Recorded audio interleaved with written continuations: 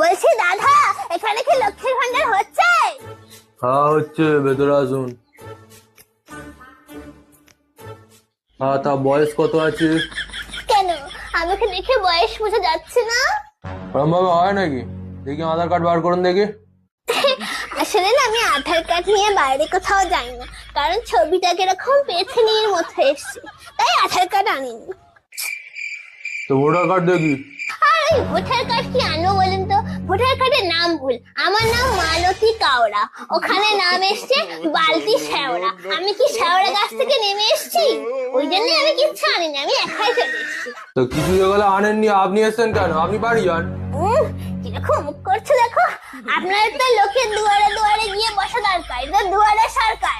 দুয়ারে না বসে স্কুলে স্কুলে বসছেন, তাহলে তো স্কুলে সরকার বলতে পারেন। যত সব বেশি। বলছি দাদা,